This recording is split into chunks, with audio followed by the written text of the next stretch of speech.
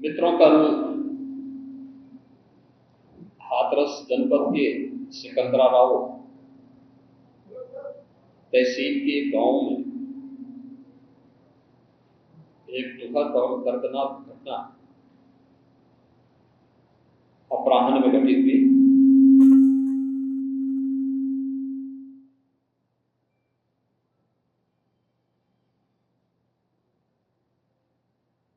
इस पूरी घटना के तह तक जाने के लिए शासन स्तर पर हम लोगों ने कल भी जो व्यवस्था बनाई थी, लेकिन प्रथम दृष्टया हम लोगों का यह था कि पहले राहत और बचाव के कार्य को आगे बढ़ाया जाए।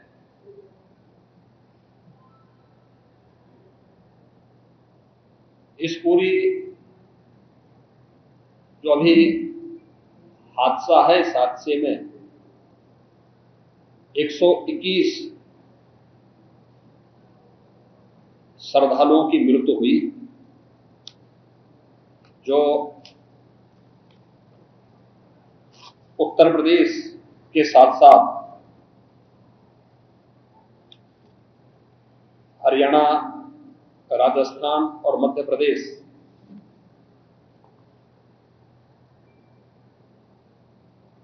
से भी जुड़े हुए थे।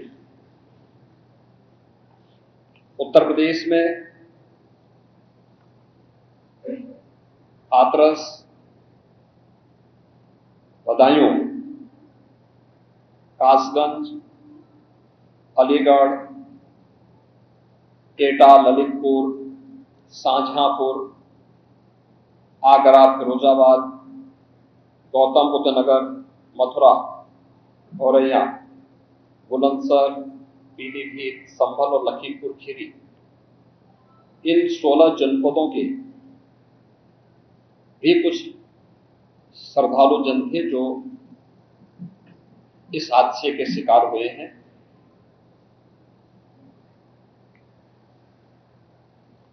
121 में से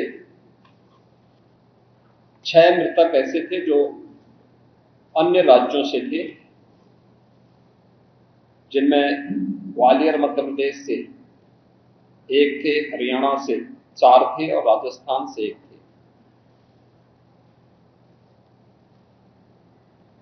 हाथरस के जिला हॉस्पिटल में मैंने जो घायल हैं, 31 ऐसे घायल हैं जो हाथरस, अलीगढ़, एटा और आगरा के हॉस्पिटल में जिनका उपचार चल रहा है, और उसमें लगभग सभी आउट ऑफ डेंजर है।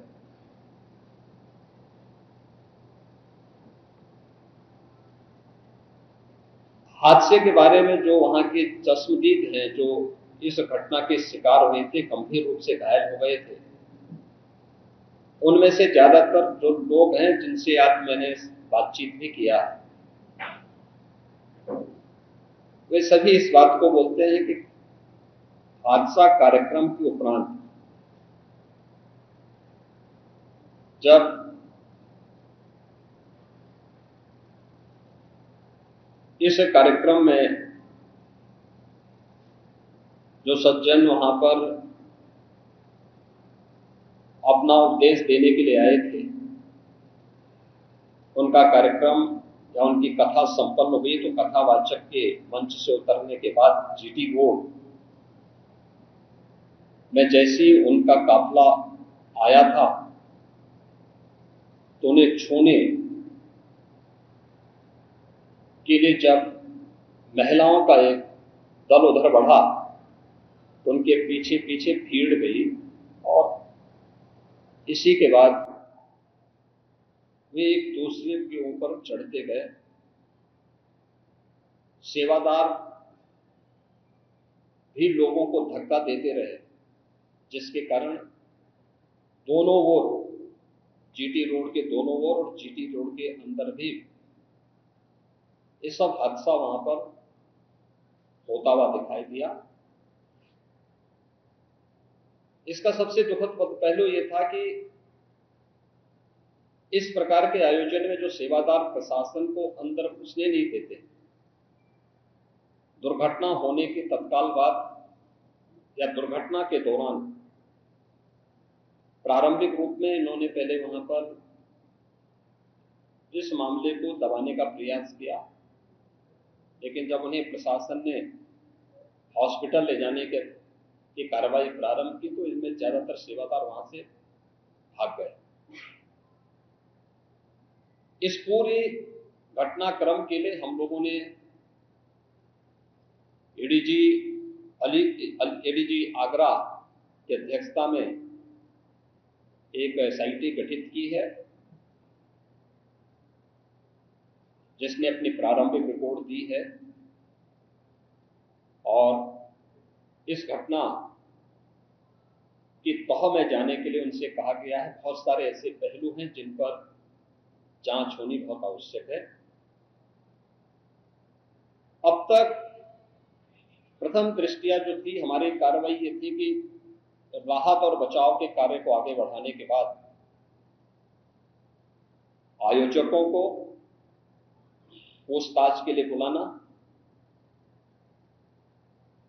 घटना के बारे में, हादसे के कारणों के बारे में उनसे भी पूछताछ करना और फिर घटना की लापरवाही और जिम्मेदारों की जवाबदेही भी इसके लिए तय करना, जिसके लिए पहले से ही एफआईआर यहां पे दर्ज हो चुकी है। इसके लिए कार्रवाई आगे बढ़ रही है। हम लोग इस बात को किसी भी प्रकार से डिनाई नहीं कर सकते कि इस प्रकार की घटना केवल एक हादसा नहीं होता। अगर हादसा भी है तो उसके पीछे कौन जिम्मेदार है, और अगर वह घटना घटित हुई है तो इसके पीछे हादसा नहीं तो साजिश किसकी है, कौन इसके पीछे है, इन सभी पहलुओं को लेकर के राज्य सरकार ने तय किया है कि हम इसका एक जुडिशियल इंक्वायरी भी करवाएंगे। और जुडिशियल इंक्वायरी हाईकोर्ट के एक रिटायर्ड जज की अध्यक्षता में होगी, जिसमें प्रशासन और पुलिस के भी रिटायर्ड सीनियर अधिकारियों को रख करके इस पूरी घटना की तह में जाकर के जो भी इसके लिए दोषी होगा उन्हें इसकी सजा देना और इस प्रकार की घटना की पुनरावृत्ति न हो, इनके बारे में एक सुझाव और एक एसओपी उनके माध्यम से बनाई जा सके, जिसे आगे इस प्रकार के किसी भी बड़े आयोजन में लागू किया जा सके।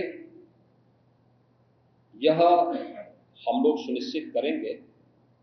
और मैंने यहां पर भी हाथरस में भी और सिकंदराव के घटनास्थल का मैंने दौरा किया, यद्यपि वहां काफी बारिश थी, और वहां जाकर के मैंने एक बार उसको देखने का प्रयास किया है। यद्यपि प्रशासन ने पहले से इसके मैप भी बना के तैयार किए थे और भेजे भी थे, लेकिन हादसे के कारणों की प्रारंभिक व्यवस्था देखी जा सके, इसको देखने के लिए वहां पर मैं स्वयं गया था। और हमारे 3 मंत्री यहाँ पर कल से ही कैंप कर रहे थे। मुख्य सचिव और पुलिस महानिदेशक भी यहाँ पर कल से ही कैंप कर रहे हैं। सीनियर अधिकारीगण भी यहाँ पर, पुलिस और प्रशासन के अधिकारीगण यहाँ पहले से ही कैंप करते हुए इस पूरी घटना के लिए जिम्मेदारों की जवाबदेही तय करने की भी दिशा में आगे कार्रवाई की जा रही है, जिसमें कुछ विशेष दल बनाए गए हैं, जिनमें अलग अलग जनपदों में उनकी कार्रवाई अब प्रारंभ होगी और प्रारंभिक जांच के बाद आगे की कार्रवाई को हम लोग आगे बढ़ाने का कार्य करेंगे। यह यहाँ की घटना के बारे में था और जुडिशियल इंक्वायरी के बारे में आज ही इसके नोटिफिकेशन शासन के द्वारा भी जारी हो जाएगी।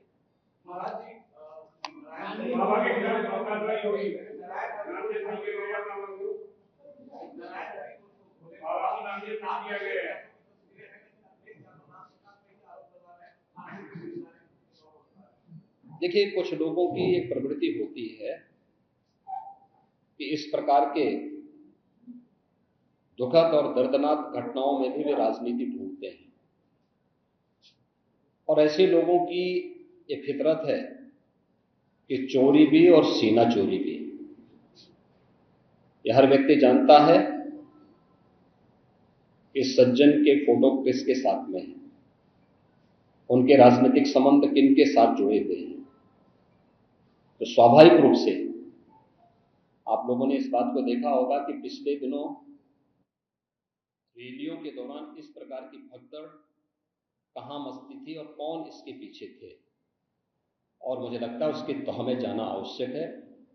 जो लोग निर्दोष लोगों के जीवन के साथ खिलवाड़ करते हैं, और उनकी जवाबदेही भी इसके साथ तय होगी।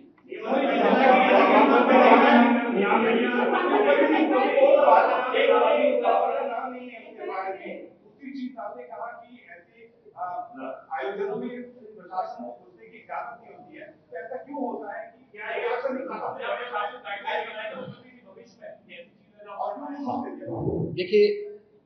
देखिए,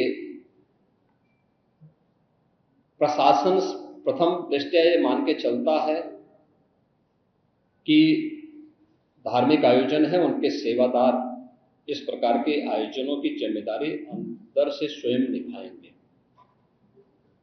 और बड़े बड़े आयोजन होते हैं, ऐसा नहीं कि ना होते हो। सावधानीवश वहां पर फोर्स प्रशासन तैनात करता है, लेकिन आउटर रिंग में उनकी फोर्स होती है। अंदर अगर आप देखेंगे तो उनके स्वयंसेवक के सेवादार ही इस पूरी व्यवस्था का संचालन करते हैं, उनकी देखभाल करते हैं। और जहां पे भीड़ अनुशासित होती है, धार्मिक और आध्यात्मिक श्रद्धा भाव के साथ लोग जहां आते हैं, वहां पर भीड़ अनुशासित भी रहती है। लेकिन जब वही कार्यक्रम निहित स्वार्थी तत्वों के हाथों का खिलौना बन जाता है, तो वह अनुशासनहीनता का नजारा वहां पर भी देखने को मिलता है। और इसका शिकार अंततः वह निर्दोष व्यक्ति होता है जो धार्मिक श्रद्धा के साथ उस आयोजन में भागीदार बनता है, क्योंकि उसको तो साजिश के बारे में पता नहीं होता है, और वह अपनी उस श्रद्धा भाव के साथ आता है। लेकिन साजिश करने वाले लोग अपनी साजिश करके फिर वहां से चुपचाप खिसकने का प्रयास भी करते हैं। होना यह चाहिए था कि अगर हादसा था तो सेवादारों को वहां पर इस पूरी घटना को पहले तो अपनी व्यवस्था को सुदृढ़ करना चाहिए था, और अगर सुदृढ़ नहीं कर पा रहे थे तो प्रशासन का सपोर्ट लेकर के हादसे के शिकार लोगों को हॉस्पिटल पहुंचाने की व्यवस्था करनी चाहिए थी, उपचार की व्यवस्था करनी चाहिए थी। इसका सबसे दूसरा जो पहलू ये है कि हादसा में लोग मरते गए और सेवादार उससे पहले वहां से खिसक करके भाग चुके थे, और इसीलिए हम लोग इसके पहले चलेंगे। और मैं इस बात के लिए आपको इस बात के लिए मैं कह रहा हूं ना कि मैंने इसीलिए जुडिशियल कमीशन के बारे में राज्य सरकार ने इसको तय किया है।